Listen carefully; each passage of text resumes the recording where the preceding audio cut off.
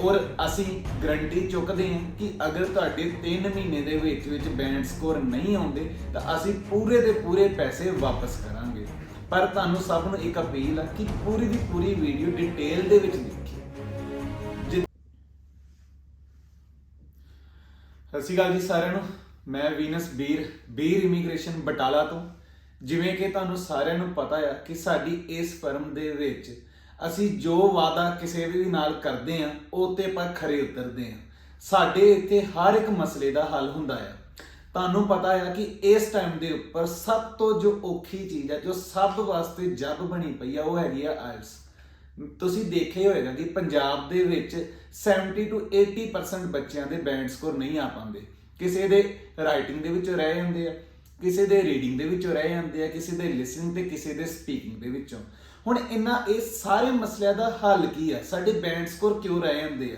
ਸਭ ਤੋਂ ਪਹਿਲਾਂ ਮੈਂ ਤੁਹਾਨੂੰ ਇਹ ਅਪੀਲ ਕਰਾਂਗਾ ਕਿ ਜੋ ਵੀ ਬੱਚੇ ਆਇਲਸ ਕਰਨਾ ਚਾਹੁੰਦੇ ਆ ਉਹ ਇਸ ਵੀਡੀਓ ਨੂੰ ਪ੍ਰੋਪਰ ਇੱਕ ਵਾਰ ਸਾਰਾ ਦੇਖ ਲੈਣ, ਕਿਉਂਕਿ ਇਸ ਵੀਡੀਓ ਦੇ ਵਿੱਚ ਅਸੀਂ ਤੁਹਾਨੂੰ ਦੱਸਾਂਗੇ ਕਿ ਤੁਸੀਂ ਪੂਰੇ 3 ਮਹੀਨੇ ਦੇ ਵਿੱਚ 6.5 ਬੈਂਡ ਸਕੋਰ ਕਿਵੇਂ ਲੈ ਸਕਦੇ ਹੋ। ਠੀਕ ਆ, ਪੂਰੇ ਬੈਂਡ ਸਕੋਰ ਹਰ ਇੱਕ ਮੋਡਿਊਲ ਦੇ ਵਿੱਚੋਂ ਤੁਹਾਡੇ ਬੈਂਡ ਸਕੋਰ ਕਿਵੇਂ ਆਉਣਗੇ ਔਰ ਅਸੀਂ ਗਾਰੰਟੀ ਚੁੱਕਦੇ ਹਾਂ ਕਿ ਅਗਰ ਤੁਹਾਡੇ 3 ਮਹੀਨੇ ਦੇ ਵਿੱਚ ਬੈਂਡ ਸਕੋਰ ਨਹੀਂ ਆਉਂਦੇ ਤਾਂ ਅਸੀਂ ਪੂਰੇ ਦੇ ਪੂਰੇ ਪੈਸੇ ਵਾਪਸ ਕਰਾਂਗੇ। ਪਰ ਤੁਹਾਨੂੰ ਸਭ ਨੂੰ ਇੱਕ ਅਪੀਲ ਆ ਕਿ ਪੂਰੀ ਦੀ ਪੂਰੀ ਵੀਡੀਓ ਡਿਟੇਲ ਦੇ ਵਿੱਚ ਦੇਖਿਓ।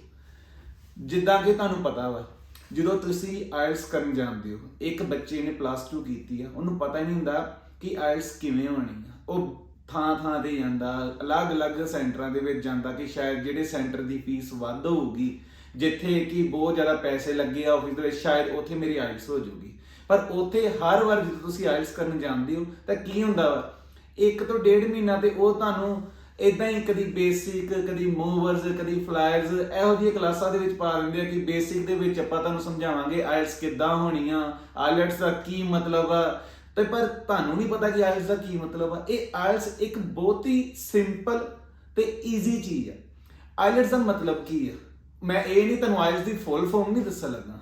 ਆਇਲਸ ਇੱਕ ਇੰਗਲਿਸ਼ ਦਾ ਐਗਜ਼ਾਮ ਆ ਜੋ ਕਿ ਐਮਬੈਸੀ ਔਰ ਕਾਲਜ ਯੂਨੀਵਰਸਿਟੀ ਬਾਹਰ ਇਹ ਦੇਖਦੀਆਂ ਨੇ ਕਿ ਆਇਲਸ ਦਾ ਮਤਲਬ ਕੀ ਹੈ, ਟੈਸਟ ਦਾ ਮਤਲਬ ਕੀ ਹੈ ਕਿ ਇੱਕ ਇੰਗਲਿਸ਼ ਦਾ ਪੇਪਰ ਕਿ ਤੁਸੀਂ ਜਦੋਂ ਇਹ ਪੇਪਰ ਉਹ ਲੈਂਦੇ ਆ ਕਿ ਤੁਸੀਂ ਇੱਥੇ ਆ ਕੇ ਸਰਵਾਈਵ ਕਰ ਲੋਗੇ।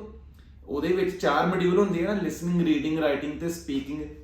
ਉਹਦੇ ਜ਼ਰੀਏ ਉਹ ਚੈੱਕ ਕਰਦੇ ਆ ਕਿ ਤੁਸੀਂ ਇੰਗਲਿਸ਼ ਸੁਣ ਸਕਦੇ ਹੋ, ਪੜ੍ਹ ਸਕਦੇ ਹੋ, ਲਿਖ ਸਕਦੇ ਹੋ, ਬੋਲ ਸਕਦੇ ਹੋ। ਸਿਰਫ ਇਹ 4 ਤਰੀਕੇ, ਜਿੱਦਾਂ ਆਪਣਾ ਇੰਗਲਿਸ਼ ਦਾ ਸਬਜੈਕਟ ਹੁੰਦਾ ਸੀ ਨਾ, ਸੇਮ ਇਹ ਉਹੀ ਚੀਜ਼ ਆ। ਇਹਨੂੰ ਤੁਹਾਨੂੰ ਕੋਈ ਮਹੀਨਾ 2 ਮਹੀਨਾ ਸਿਰਫ ਇਹੀ ਚੀਜ਼ ਸਮਝਣ ਦੀ ਲੋੜ ਨਹੀਂ ਹੈ ਕਿ ਮੈਂ ਬਸ ਉੱਥੇ ਜਾਵਾਂ। ਉਹ ਤੁਹਾਨੂੰ ਰੋਜ਼ ਦੇ ਰੋਜ਼ ਸੇਮ ਹੀ ਚੀਜ਼ਾਂ ਕਰਾਉਂਦੇ ਆ। ਰੀਡਿੰਗ ਫੜਾ ਦਿੰਦੇ ਆ ਕਿ ਬਾਈ ਤੁਸੀਂ ਇਹਨੂੰ ਬਸ ਸੋਲਵ ਕਰੀ ਜਾਓ। ਤੁਸੀਂ 2-3 ਮਹੀਨੇ, ਕਈ ਜਣੇ ਤੇ ਸਾਲ ਵੀ ਇਹ ਚੀਜ਼ ਕਰਦੇ ਰਹਿੰਦੇ ਆ, ਸੋਲਵ ਕਰਦੇ ਰਹਿੰਦੇ। ਇਹ ਕੋਈ ਰਟਣ ਵਾਲੀ ਚੀਜ਼ ਨਹੀਂ ਆ, ਇਹ ਇੱਕ ਸਮਝਣ ਵਾਲੀ ਚੀਜ਼ ਆ।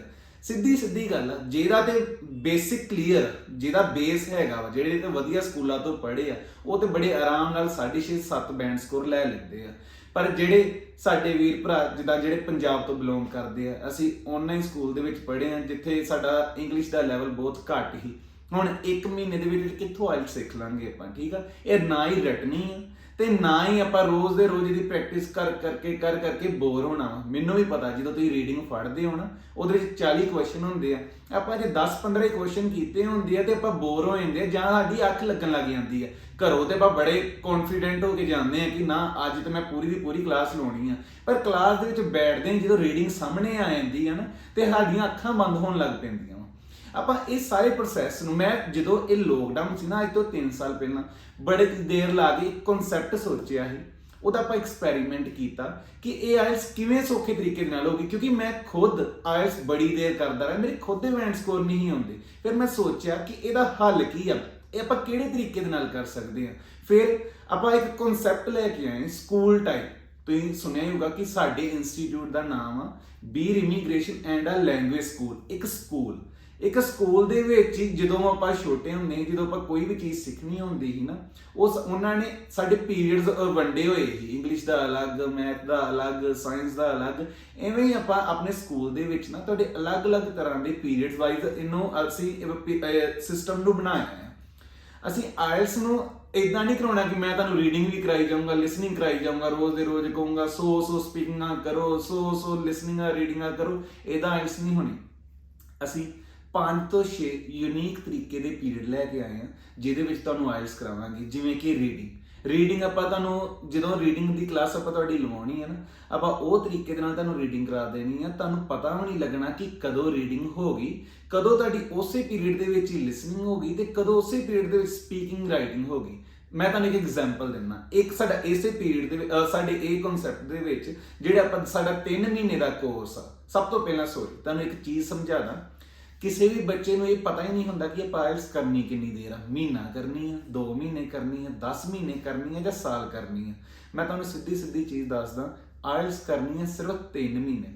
ਆਪਾਂ ਇਹਨੂੰ ਇੱਕ ਕੋਰਸ ਹੀ ਬਣਾਤਾ ਵਾ। ਅਗਰ ਤੁਸੀਂ ਇਹ 3 ਮਹੀਨੇ ਦਾ ਕੋਰਸ ਕਰ ਲੈਂਦੇ ਹੋ ਤਾਂ ਤੁਹਾਨੂੰ 100% ਗਰੰਟੀ ਹੈ ਕਿ ਤੁਹਾਡੇ ਜਿੰਨੇ ਵੀ ਤੁਹਾਨੂੰ ਬੈਂਡ ਸਕੋਰ ਚਾਹੀਦੇ ਆ, ਜਿੰਨੀ ਤੁਹਾਡੀ ਰਿਕੁਆਇਰਮੈਂਟ ਹੈਗੀ ਆ, ਉਹ ਰਿਕੁਆਇਰਮੈਂਟ ਪੂਰੀ ਹੋਊਗੀ। ਅਗਰ ਨਹੀਂ ਹੁੰਦੀ ਤਾਂ ਸਾਰੇ ਦੇ ਸਾਰੇ ਪੈਸੇ ਵਾਪਸ ਕਰਾਂਗੇ। ਮੁੜ ਕੇ ਗੱਲ ਤੇ ਵਾਪਸ ਆਉਂਦੇ ਆ ਰੀਡਿੰਗ ਤੇ। ਅਸੀਂ ਇਹਦੇ ਵਿੱਚ ਇੱਕ ਪੀਰੀਅਡ ਲੈ ਕੇ ਆਏ ਹਾਂ ਜਿਹਦੇ ਵਿੱਚ ਅਸੀਂ ਤੁਹਾਨੂੰ ਬੁੱਕ ਰੀਡ ਕਰਾਵਾਂਗੇ। ਜਿਵੇਂ ਕਿ ਸਭ ਨੂੰ ਪਤਾ ਅੱਜ ਕੱਲ੍ਹ ਹਰ ਇੱਕ ਨੂੰ ਬੜਾ ਸ਼ੌਂਕ ਪਿਆ ਕਿ ਮੈਂ ਇੱਕ ਐਂਟਰਪ੍ਰੈਨਿਓਰ ਬਣਾ, ਮੈਂ ਕੋਈ ਨਾ ਕੋਈ ਸਟਾਰਟਅਪ ਲੈ ਕੇ ਆਵਾਂ। ਲੋਕਾਂ ਨੂੰ ਮੋਟੀਵੇਸ਼ਨਲ ਵੀਡੀਓ ਦੇਖਣੀਆਂ ਬੜੀਆਂ ਪਸੰਦ ਆ, ਲੋਕਾਂ ਦੀ ਹੱਡ ਬੀਤੀ ਸੁਣਨੀ ਬੜੀ ਪਸੰਦ ਆ ਕਿ ਜੀ ਮੈਂ ਬੜੀ ਸਟਰਗਲ ਕੀਤੀ, ਪਹਿਲਾਂ ਮੈਂ ਜੇਬ 'ਚ 1000 ਰੁਪਏ ਲੈ ਕੇ ਗਿਆ ਸੀ ਤੇ ਫਿਰ ਮੈਂ ਅੱਜ ਲੱਖਾਂ ਕਰੋੜਾਂ ਕਮਾ ਲਏ। ਇਹੋ ਜਿਹੀ ਕਹਾਣੀਆਂ ਪੜ੍ਹਨੀਆਂ ਬੜੀਆਂ ਪਸੰਦ ਆ, ਠੀਕ ਆ, ਹਰ ਇੱਕ ਨੂੰ ਹੁੰਦੀਆਂ। ਅਸੀਂ ਇਹੋ ਜਿਹੀ ਕਹਾਣੀਆਂ ਤੁਹਾਨੂੰ ਇੰਗਲਿਸ਼ ਦੇ ਵਿੱਚ ਪੜ੍ਹਾਵਾਂਗੇ। ਉੱਥੇ ਅਸੀਂ ਇੱਕ ਬੁੱਕ ਤੁਹਾਨੂੰ ਪੜ੍ਹਾਵਾਂਗੇ ਜਿਹੜੀ ਕਿਸੇ ਨਾ ਕਿਸੇ, ਜਿੱਦਾਂ ਕੋਈ ਵੱਡਾ ਐਂਟਰਪ੍ਰੈਨਿਓਰ ਜਿਵੇਂ ਵਾਰਨ ਬਫੇ ਹੋ ਗਿਆ, ਇਲੋਨ ਮਸਕ ਹੋ ਗਿਆ, ਸਟੀਵ ਜੌਬਸ ਹੋ ਗਿਆ, ਮਾਰਕ ਜ਼ੁਕਰਬਰਗ ਹੋ ਗਿਆ, ਆਪਣੇ ਅੰਬਾਨੀ ਸਾਹਿਬ ਹੋ ਗਏ ਇੱਧਰੋਂ, ਠੀਕ ਆ। ਇਹਨਾਂ ਨੇ ਜਿਹੜੀਆਂ ਬੁੱਕਸ ਲਿਖੀਆਂ ਵਾ, ਠੀਕ ਆ, ਉਹ ਤੁਹਾਨੂੰ ਬੁੱਕ ਪੜ੍ਹਾਵਾਂਗੇ। ਉਹ ਬੁੱਕ ਆਪਾਂ ਸਾਰੀ ਕਲਾਸ ਦੇ ਵਿੱਚ ਇੱਕ ਬੱਚਾ ਖੜਾ ਹੋ ਕੇ ਤੇ ਉਹ ਬੁੱਕ ਰੀਡ ਕਰੂਗਾ। ਜਦੋਂ ਬੱਚੇ ਨੇ ਬੁੱਕ ਰੀਡ ਕਰਨੀ, ਜਦੋਂ ਅਸੀਂ ਇੰਗਲਿਸ਼ ਨੂੰ ਪੜ੍ਹੀਦਾ ਹੈ ਨਾ ਚੁੱਪ-ਚਾਪ, ਉਦੋਂ ਸਾਨੂੰ ਉਹ ਲਾਈਨ ਦੀ ਸਮਝ ਨਹੀਂ ਆਉਂਦੀ। ਪਰ ਜਦੋਂ ਆਪਾਂ ਉਹ ਚੀਜ਼ ਨੂੰ ਬੋਲ ਕੇ ਪੜ੍ਹੀਦਾ ਵਾ ਨਾ, ਤੇ ਫਿਰ ਸਾਨੂੰ ਉਹ ਲਾਈਨ ਦੀ ਬੜੀ ਆਟੋਮੈਟਿਕਲੀ ਸਮਝ ਲੱਗ ਜਾਂਦੀ ਆ। ਜਦੋਂ ਅਸੀਂ ਪੂਰੀ ਕਲਾਸ ਦੇ ਵਿੱਚ ਖੜੇ ਹੋ ਕੇ ਬੋਲਣਾ ਨਾ, ਉਹ ਲਾਈਨ ਨੂੰ ਅਸੀਂ ਬੋਲਣਾ, ਫਿਰ ਅਸੀਂ ਉਹਨੂੰ ਕਹਿਣਾ ਕਿ ਉਹਦਾ ਮਤਲਬ ਦੱਸੋ। ਅਗਰ ਜਿੰਨਾ ਵੀ ਮਤਲਬ ਉਹਨੇ ਦੱਸਿਆ, ਬਾਕੀ ਫਿਰ ਸਾਡਾ ਟ੍ਰੇਨਰ ਉਹਨੂੰ ਦੱਸੂਗਾ ਕਿ ਇਹਨੇ ਇਸ ਗੱਲ ਦਾ ਸਹੀ ਮਤਲਬ ਦੱਸਿਆ ਜਾਂ ਨਹੀਂ। ਜਦੋਂ ਤੁਸੀਂ ਉਹ ਬੁੱਕ ਰੀਡ ਕਰਨੀ ਆ, ਤੁਹਾਡੀ ਰੀਡਿੰਗ ਹੋ ਜਾਣੀ ਆ ਆਟੋਮੈਟਿਕਲੀ। ਤੁਸੀਂ ਬੋਲਣਾ ਵਾ, ਤੁਹਾਡੀ ਆਪਣੀ ਸਪੀਕਿੰਗ ਹੋ ਜਾਣੀ ਆ। ਜਿਹੜੇ ਬੱਚੇ ਕਲਾਸ ਦੇ ਵਿੱਚ ਸੁਣਦੇ ਪਏ ਹੋਣੇ ਆ ਨਾ, ਉਹਨਾਂ ਦੀ ਲਿਸਨਿੰਗ ਹੋ ਜਾਣੀ ਆ। ਤੁਹਾਨੂੰ ਉਹ ਬੁੱਕ ਦੇ ਵਿੱਚ ਤੁਹਾਡਾ ਇੰਟਰਸਟ ਵੱਜਣਾ ਵਾ। 3 ਮਹੀਨੇ ਦੇ ਵਿੱਚ ਤੁਹਾਨੂੰ ਅਸੀਂ 2-3 ਬੁੱਕਸ ਵਾ ਜਿਹੜੀਆਂ ਉਹ ਕੰਪਲੀਟ ਕਰਵਾ ਦੇਣੀਆਂ ਵਾ, ਜਿਹਦੇ ਵਿੱਚ ਤੁਹਾਡਾ ਬੁੱਕ ਰੀਡਿੰਗ ਦਾ ਵੀ ਜਿਹੜਾ ਹੈਗਾ ਨਾ ਇੰਟਰਸਟ ਵੱਜੂਗਾ। ਕਿਉਂਕਿ ਜਿੰਨੇ ਵੀ ਅਮੀਰ ਬੰਦੇ ਆ, ਜਿਨ੍ਹਾਂ ਨੇ ਵੀ ਜੋ ਵੀ ਆਪਣੇ ਗੋਲ ਸੋਚੇ, ਜਿਨ੍ਹਾਂ ਨੇ ਅਚੀਵ ਕੀਤੇ, ਉਹਨਾਂ ਹਰ ਇੱਕ ਦਾ ਕਹਿਣਾ, ਵਾਰਨ ਬਫੇ ਨੇ ਕਿਹਾ ਵਾ ਕਿ ਅਗਰ ਤੁਸੀਂ ਇੱਕ ਦਿਨ ਦੀ 20 ਮਿੰਟ ਦੀ ਬੁੱਕ ਰੀਡ ਕਰਦੇ ਹੋ ਨਾ, ਤੇ ਅੱਜ ਦਾ ਦਿਨ ਚੁਣ ਲਓ ਤੇ ਅੱਜ ਤੋਂ 6 ਮਹੀਨੇ ਬਾਅਦ ਦੇਖਿਓ ਕਿ ਤੁਸੀਂ ਕਿੱਥੇ ਸਟੈਂਡ ਕਰਦੇ ਪਏ ਹੋ। ਤੁਹਾਡੀ ਸੋਚ ਦੇ ਵਿੱਚ, ਤੁਹਾਡੀ ਨੌਲੇਜ ਦੇ ਵਿੱਚ ਇੰਨਾ ਜ਼ਿਆਦਾ ਫਰਕ ਹੋਊਗਾ, ਤੁਸੀਂ ਖੁਦ ਵੀ ਸੋਚਿਆ ਨਹੀਂ ਹੋਊਗਾ। ਇਸ ਕਰਕੇ ਰੀਡਿੰਗ ਬਹੁਤ ਜ਼ਿਆਦਾ ਜ਼ਰੂਰੀ ਹੈ, ਠੀਕ ਆ। ਜਦੋਂ ਤੁਸੀਂ ਇਹ ਬੁੱਕ ਰੀਡ ਕਰਨੀ, ਤੁਹਾਡਾ ਇੰਟਰਸਟ ਉਹਦੇ ਵਿੱਚ ਵੱਜਣਾ ਵਾ, ਤੁਹਾਡਾ ਰੀਡਿੰਗ ਦਾ, ਲਿਸਨਿੰਗ ਦਾ, ਸਪੀਕਿੰਗ ਦਾ ਕਨਸੈਪਟ ਖੁਦ ਹੀ ਕਲੀਅਰ ਹੋ ਜਾਣਾ ਵਾ। ਇਦਾਂ ਦੇ ਅਸੀਂ ਅਲੱਗ-ਅਲੱਗ ਤਰ੍ਹਾਂ ਦੇ ਪੀਰੀਅਡਸ ਹੋਰ ਲੈ ਕੇ ਅਸੀਂ ਮੋਟੀਵੇਸ਼ਨਲ ਕਲਾਸ ਲੈ ਕੇ ਆਏ ਹਾਂ, ਜਿਹਦੇ ਵਿੱਚ ਮੋਟੀਵੇਸ਼ਨਲ ਸਪੀਕਰ ਖੁਦ ਆਉਣਗੇ। ਤੁਹਾਨੂੰ ਉਹ ਇੰਗਲਿਸ਼ ਦੇ ਵਿੱਚ ਤੁਹਾਡੇ ਨਾਲ ਗੱਲਾਂ ਕਰਨਗੇ, ਠੀਕ ਆ। ਉਹਦੇ ਵਿੱਚ ਜਦੋਂ ਇੱਕ ਗਰੁੱਪ ਡਿਸਕਸ਼ਨ ਜਿਵੇਂ ਆਪਾਂ ਕਰਦੇ ਹਾਂ ਨਾ, ਜਦੋਂ ਕੋਈ ਬਾਹਰੋਂ ਕੋਈ ਇੱਕ ਸੈਲੀਬ੍ਰਿਟੀ ਗੈਸਟ ਆਇਆ ਹੋਇਆ ਤੇ ਤੁਹਾਡੇ ਨਾਲ ਇੰਗਲਿਸ਼ ਦੇ ਵਿੱਚ ਗੱਲ ਕਰੂਗਾ, ਸਪੀਕਿੰਗ ਕਰੂਗਾ, ਤੁਹਾਡਾ ਕੌਨਫੀਡੈਂਸ ਲੈਵਲ ਬੂਸਟ ਹੋਊਗਾ। ਸਾਡੀ ਆਇਲਸ ਦੇ ਵਿੱਚ ਸਭ ਤੋਂ ਮੇਨ ਚੀਜ਼ਾਂ ਕੀ ਆ? ਇੰਗਲਿਸ਼ ਤੇ ਬੜੀ ਦੂਰ ਦੀ ਗੱਲ ਆ। ਜਿਨ੍ਹਾਂ ਨੇ ਤੇ ਮੇਰੇ ਵੀਰਾਂ ਭਰਾਵਾਂ ਨੇ ਆਇਲਸ ਕੀਤੀ ਹੋਊਗੀ, ਉਹਨਾਂ ਨੂੰ ਪਤਾ ਵਾ ਜਦੋਂ ਅਸੀਂ ਸਪੀਕਿੰਗ ਕਰਦੇ ਹਾਂ ਤੇ ਉਹਦੇ ਵਿੱਚ ਸਭ ਤੋਂ ਵੱਡੀ ਘਾਟ ਸਾਡੀ ਕੀ ਹੁੰਦੀ ਹੈ। ਇੰਗਲਿਸ਼ ਤੇ ਬੜੀ ਦੂਰ ਦੀ ਗੱਲ ਆ। ਜਦੋਂ ਉਹ ਸਾਡੇ ਕੋਲੋਂ ਕੋਈ ਸਵਾਲ ਪੁੱਛ ਲੈਂਦਾ ਵਾ ਨਾ, ਤੇ ਸਾਡੇ ਕੋਲ ਕੋਈ ਉਹਦਾ ਜਵਾਬ ਹੀ ਨਹੀਂ ਹੁੰਦਾ। ਸਪੋਜ਼ ਉਹ ਸਾਨੂੰ ਕੋਈ ਵੀ ਇੱਕ ਚੀਜ਼ ਕਹਿ ਦਿੰਦਾ ਵਾ ਕਿ ਇਹਦੇ ਬਾਰੇ ਬੋਲੋ ਕਿ ਤੁਸੀਂ ਕਿਸੇ ਵੀ ਦੋਸਤ ਨੂੰ ਕੋਈ ਗਿਫਟ ਦਿੱਤਾ, ਤੁਹਾਡੇ ਮਨ ਦੇ ਵਿੱਚ ਕੋਈ ਗੱਲ ਹੀ ਨਹੀਂ ਆਉਂਦੀ ਕਿ ਮੈਂ ਕੀ ਦੱਸਾਂ, ਕਿ ਮੈਂ ਕੀ ਗਿਫਟ ਦਿੱਤਾ, ਕਿ ਮੈਂ ਕੀ ਉਹਨੂੰ ਗੱਲ ਨੂੰ ਕਿਵੇਂ ਬਣਾਵਾਂ। ਉਹ ਕ੍ਰੀਏਟੀਵਿਟੀ ਚਾਹੀਦੀ ਹੈ, ਠੀਕ ਆ। ਉਹ ਕੰਸੈਂਟਰੇਸ਼ਨ ਪਾਵਰ ਚਾਹੀਦੀ ਹੈ ਕਿ ਤੁਸੀਂ ਜਿੱਦਾਂ ਉਹ ਰੀਡਿੰਗ ਕਰਦੇ ਪਏ ਹੋ, ਉਹ ਤੁਹਾਡੇ ਦਿਮਾਗ ਦੇ ਵਿੱਚ ਆਈਡੀਆਜ਼ ਜਨਰੇਟ ਹੋਣ, ਕ੍ਰੀਏਟੀਵਿਟੀ ਲੈਵਲ ਵਧੇ, ਕੰਸੈਂਟਰੇਸ਼ਨ ਪਾਵਰ ਵਧੇ। ਉਸ ਕੰਸੈਂਟਰੇਸ਼ਨ ਪਾਵਰ ਕਿਵੇਂ ਵਧੂਗੀ, ਕ੍ਰੀਏਟੀਵਿਟੀ ਕਿਵੇਂ ਵਧੂਗੀ, ਆਈਡੀਆਜ਼ ਜਨਰੇਟ ਕਿਵੇਂ ਹੋਣਗੇ, ਵੋਕੈਬ ਕਿਵੇਂ ਵਧੂਗੀ, ਇਹ ਸਭ ਚੀਜ਼ਾਂ ਅਸੀਂ ਤੁਹਾਨੂੰ ਦੱਸਾਂਗੇ, ਠੀਕ ਆ। ਵੋਕੈਬ ਦੇ ਲਈ ਅਸੀਂ ਇਹੋ ਜਿਹੀ ਅਲੱਗ ਤਰੀਕੇ ਦਾ ਕਨਸੈਪਟ ਲੈ ਕੇ ਆਏ ਆ ਕਿ ਮੇਰੇ ਕੋਲ ਤੁਸੀਂ ਲਿਖਵਾ ਲਓ। 3 ਮਹੀਨੇ ਦੇ ਵਿੱਚ ਇਹੋ ਜਿਹੇ ਵਰਡਸ ਤੁਹਾਨੂੰ ਰਟਵਾ ਦਾਂਗੇ ਕਿ ਜਦੋਂ ਤੁਹਾਡੀ ਰਾਈਟਿੰਗ ਹੋਣੀ ਹੈ ਨਾ, ਮੇਰੇ ਕੋਲ ਲਿਖਵਾ ਕੇ ਲੈ ਲਓ 7 ਤੋਂ 7.5 ਬੈਂਡ ਆਉਣਗੇ। ਇਹ ਸਾਡੀ ਤੁਹਾਡੇ ਨਾਲ ਜ਼ੁਬਾਨ ਆ ਕਿ 3 ਮਹੀਨੇ ਦੇ ਵਿੱਚ ਬੈਂਡ ਸਕੋਰ ਪੱਕਾ ਆਉਣਗੇ ਹੀ ਆਉਣਗੇ। ਹੁਣ ਮੈਂ ਤੁਹਾਨੂੰ ਇੱਕ ਪੀਰੀਅਡ ਹੋਰ ਦੱਸਦਾ, ਜਿਵੇਂ ਲਿਸਨਿੰਗ ਕੀ ਹੈ? ਜਦੋਂ ਤੁਸੀਂ ਲਿਸਨਿੰਗ ਕਰਦੇ ਹੋ ਨਾ ਤੇ ਉਹਦੇ ਵਾਸਤੇ ਸਭ ਤੋਂ ਵੱਧ ਕੀ ਚਾਹੀਦਾ ਵਾ? ਕੰਸੈਂਟਰੇਸ਼ਨ ਪਾਵਰ। ਉਹ ਕਿਵੇਂ ਵਧੂਗੀ? ਆਪਾਂ ਤੁਹਾਨੂੰ ਇਹ ਨਹੀਂ ਕਹਿਣਾ ਕਿ ਤੁਸੀਂ ਲਿਸਨਿੰਗ ਕਰੋ, ਆਪਾਂ ਤੁਹਾਨੂੰ ਕਲਾਸ ਦੇ ਵਿੱਚ ਤੁਹਾਨੂੰ ਹੈਡਫੋਨ ਮਿਲੇ ਹੁੰਦੇ ਆ ਲਿਸਨਿੰਗ ਵਾਸਤੇ, ਆਪਾਂ ਤੁਹਾਨੂੰ ਇੱਕ Song ਸੁਣਾਵਾਂਗੇ, ਕੋਈ ਵੀ ਇੰਗਲਿਸ਼ Song ਸੁਣਾਵਾਂਗੇ, ਸਲੋ Song। ਆਪਾਂ ਤੁਹਾਨੂੰ ਕਹਿ ਦੇਣਾ ਕਿ ਸਮਝ ਲਓ 3 ਤੋਂ 4 ਮਿੰਟ ਦਾ Song ਆ, ਉਹਨੂੰ ਆਪਣੀ ਕਿਤਾਬ ਤੇ ਲਿਖੋ, ਠੀਕ ਆ। ਜਦੋਂ ਬੰਦਾ Song ਸੁਣਨ ਦਿਆਂ ਹੁੰਦਾ ਨਾ ਤੇ ਖੁਦ ਵੀ ਤੁਸੀਂ ਫੀਲ ਕਰਿਓ ਕਿ ਜਦੋਂ ਆਪਾਂ ਆਪਣੀ ਫੈਂਟੇਸੀ ਵਰਲਡ ਦੇ ਵਿੱਚ ਚਲ ਜਾਂਦੇ ਆ, ਸਾਡਾ ਬੜੀਆਂ ਚੀਜ਼ਾਂ ਕਰਨ ਨੂੰ ਦਿਲ ਕਰਦਾ, ਅਸੀਂ ਮੋਟੀਵੇਟ ਹੁੰਦੇ ਆ। ਜਦੋਂ ਉਹ ਬੀਟ ਵੱਜਦੀ ਪਈ ਹੁੰਦੀ ਹੈ, ਸਾਡਾ ਬਲੱਡ ਪ੍ਰੈਸ਼ਰ ਥੋੜਾ ਹਾਈ ਹੋ ਜਾਂਦਾ, ਹਾਰਟ ਬੀਟ ਥੋੜੀ ਤੇਜ਼ ਹੋ ਜਾਂਦੀ ਆ। ਜਦੋਂ ਆਪਾਂ Song ਸੁਣਾਂਗੇ, ਤੁਸੀਂ ਲਿਖਣਾ ਨਾ ਤਾਂ ਤੁਹਾਨੂੰ ਮਜ਼ਾ ਆਉਣਾ ਉਹ ਚੀਜ਼ ਦਾ, ਤੁਸੀਂ ਐਂਟਰਟੇਨਮੈਂਟ ਹੋਣੀ ਆ ਕਲਾਸ ਦੇ ਵਿੱਚ। ਫਿਰ ਅਸੀਂ ਉਸ ਤੋਂ ਬਾਅਦ ਆਪਣੀ LED ਤੇ ਉੱਥੇ ਆਪਣੇ ਪ੍ਰੋਜੈਕਟਰ ਤੇ ਉਹ ਗਾਣਾ, ਫਿਰ ਉਹਦੇ ਵਿੱਚ ਲਿਰਿਕਸ ਜਿਹੜੇ ਲਿਖਾਂਗੇ, ਫਿਰ ਆਪਾਂ ਤੁਹਾਨੂੰ ਕਹਾਂਗੇ ਚੈੱਕ ਕਰੋ ਕਿ ਤੁਸੀਂ ਕਿੰਨਾ ਲਿਖਿਆ ਤੇ ਇਹ ਸਹੀ ਕੀ ਸੀ। ਫਿਰ ਤੁਹਾਡੇ ਵਿੱਚ ਵੀ ਨਾ ਇੱਕ ਕੰਪੀਟੀਸ਼ਨ ਦੀ ਭਾਵਨਾ ਹੋਊਗੀ ਕਿ ਮੇਰੇ ਲਾਗੇ ਵਾਲੇ ਬੈਠਿਆਂ ਨੇ ਪੂਰੇ ਦਾ ਪੂਰਾ ਲਿਖ ਲਿਆ ਤੇ ਮੈਂ ਕੀ ਲਿਖਿਆ।